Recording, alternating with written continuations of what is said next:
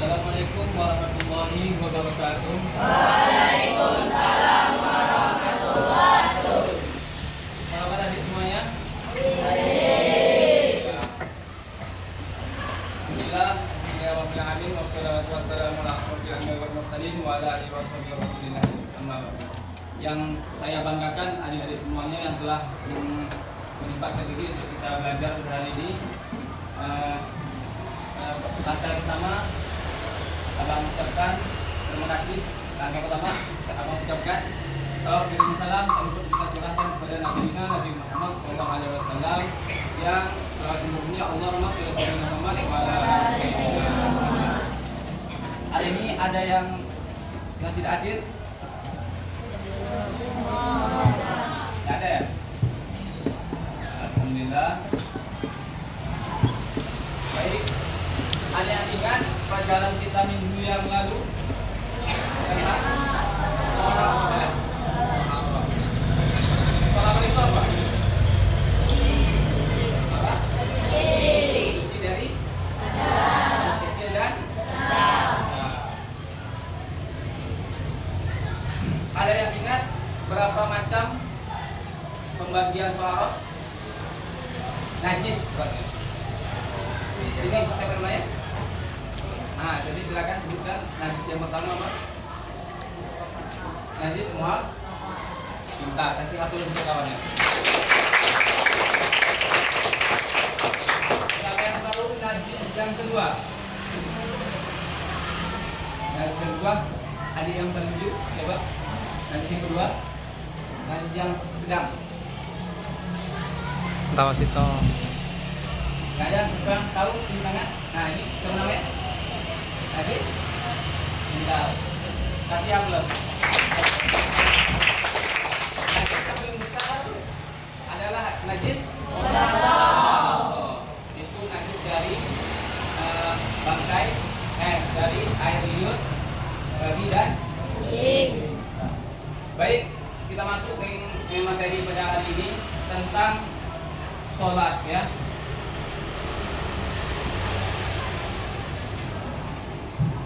Ada yang tahu definisi sholat? Ibaratnya pengertian sholat, apa itu sholat? Doa. Sholat itu termasuk dari rukun iman yang kedua. Yang keberapa? Yang kedua ya. Mungkin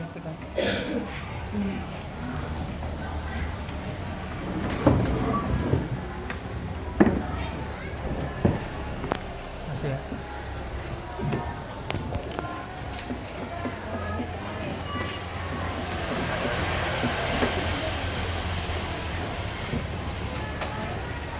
Ini abang ada sedikit gambar berapa pentingnya seorang muslim untuk mendirikan sholat. Nah, ini apa ini? Orang lagi sakit tak? Nah, dia tetap mendirikan sholat. Ada yang bisa mendefinisikan ini gambar ini? Ada? Bisa ya? Ini seorang hamba diwajibkan oleh Allah SWT dari perantara Nabi Muhammad SAW untuk menyebut sholat dengan Isra dan Mi'raj. Ini salah satu di sholat ini, dari gambar ini nampak kan? Salah satu tata cara sholat dalam keadaan sakit. Allah telah memudahkan bagi orang yang tidak bisa berdiri, tidak sanggup berdiri dengan betul, dia diperbolehkan untuk dengan duduk. Dan bagi orang yang tidak bisa duduk, dia bisa berbaring. Dan bagi orang yang tidak bisa untuk menggerakkan anggota badannya berbaring pun dia bisa berbaring, tapi itu tidak bisa menggerakkan anggota badan semua. Dia bisa dengan cara mengkode-kode ibaratnya dan mata. Nah, gitu. Asal hatinya dan mulutnya masih bisa mengucapkan lisan bacaan sholat. Ya.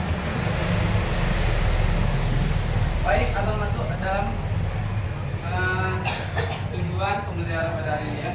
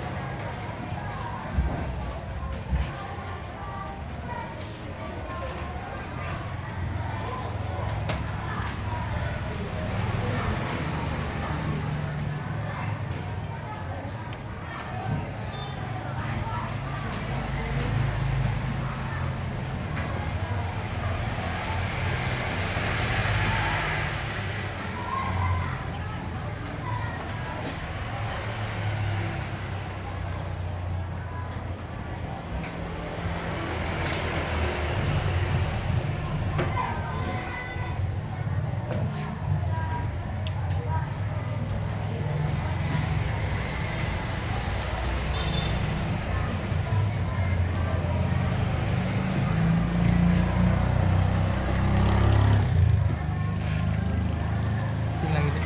Dek.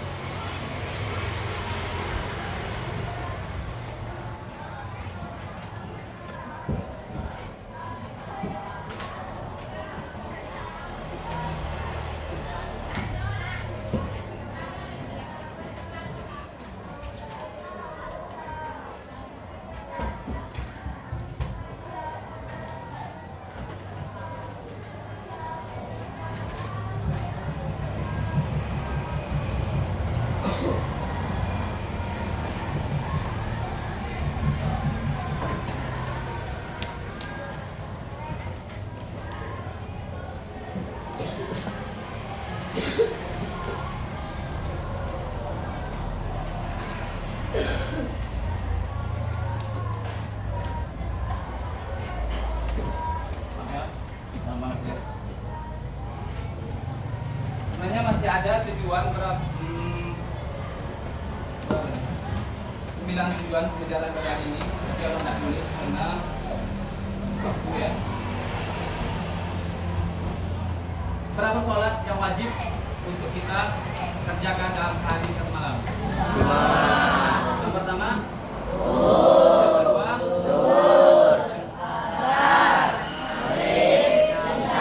saya. Bentar.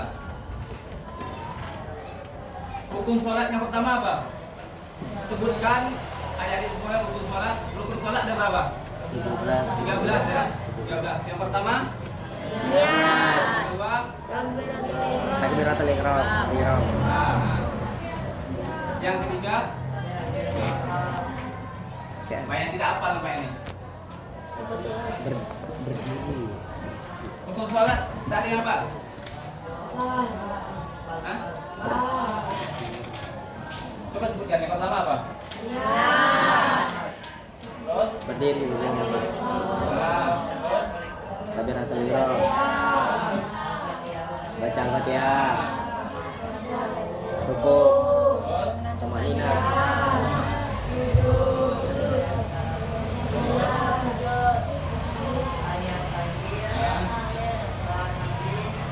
Salam dan tertib. Bentar. Apa namanya? Bentar. Kasih hapus dulu untuk kamu.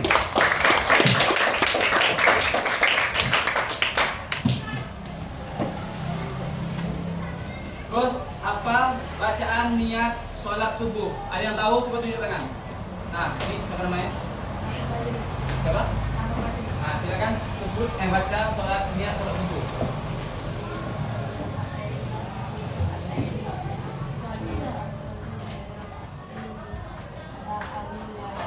Artinya aku niat saja aku niat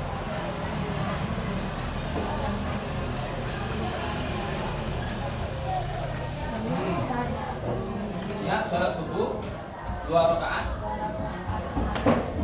ya dengan karena Allah Ta'ala. Niat sholat zuhur. Nah, siapa namanya? Nah, 2 baca.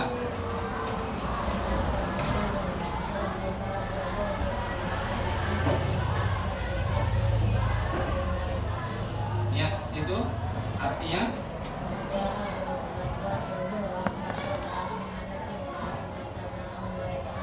pintar. Kasih aplaus untuk kawannya. Dan seterusnya kayak gitu. Cuman bedakan rakaatnya dan niat sholatnya.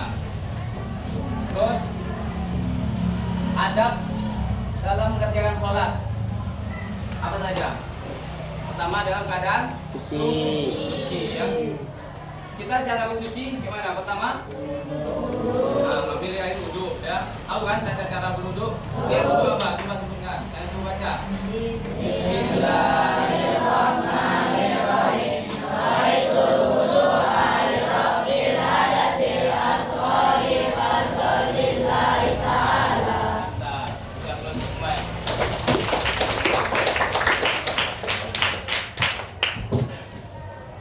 Kita dalam Islam dianjurkan, diwajibkan untuk mengerjakan sholat dengan keadaan yang suci.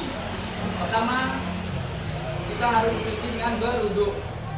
Kalau misalkan kita dalam keadaan hadas besar, kita diwajibkan untuk mandi wajib. Tahu kan niat mandi wajib? Terus sudah mandi wajib, kita diwajibkan untuk berwudu. Lalu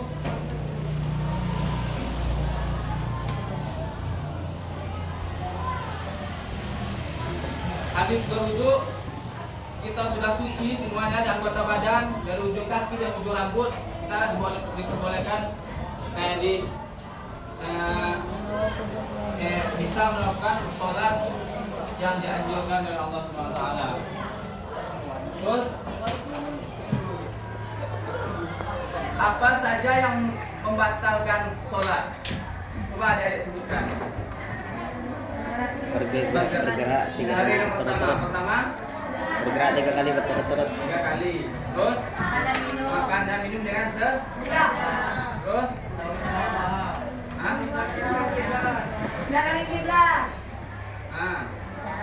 bicara. Terus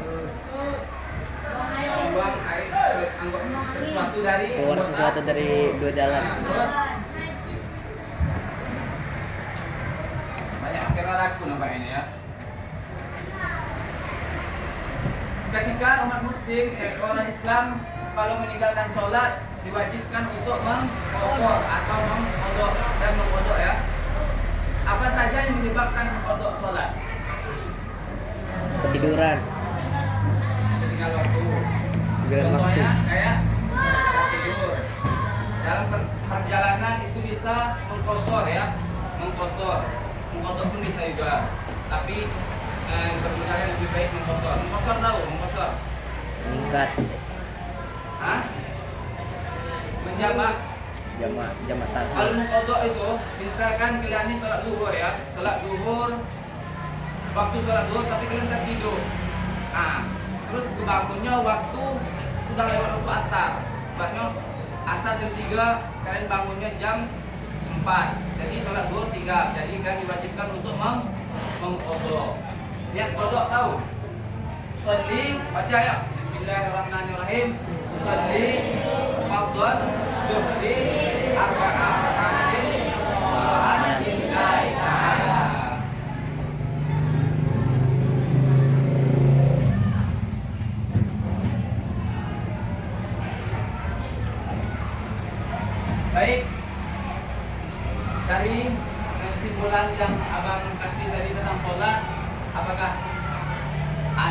adik-adik yang ingin bertanya atau nanti abang yang bertanya pada kalian? Ada yang ingin dipertanyakan?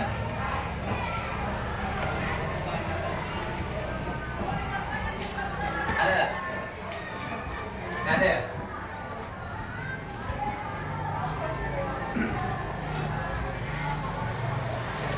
Baik, abang akan bertanya kepada kalian ya. Ini random ya. Tahu random tak? Ini. Jangan tidur ya, biar selain tidak tidur. Ini sebutkan rukun sholat yang ke-13. Yang terakhir. Gak apa-apa. Siapa namanya? Katib. Kita. Kasih hables untuk hari. Terus sebutkan baca niat sholat Isya. Itu yang paling kecil ke belakang sebenarnya. Sholat Isya. صلي فرض عشاء 4 ركعات مستقبلا قبلة أداء لله تعالى. Pintar, kasih ampun coba. Ini yang itu yang malas-malasan nampaknya. Kenapa? Sakit? Tidak, sakit. Tolong bacakan sholat, bacakan niat mandi wajib. Ayo bacakan. Nawaitul ghusla. Mandi wajib. Nawaitul ghusla. nawaitul ghusla rabbil adati Akbar anjami dari Allah Ta'ala. anjami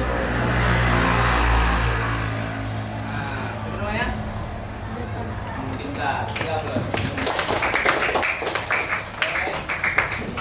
Cukup sekian pelajaran kita pada hari ini tentang sholat. Semoga ilmu yang kita dapatkan pada hari ini bermanfaat untuk kita ke depannya. Abang, guru sebagai pengisi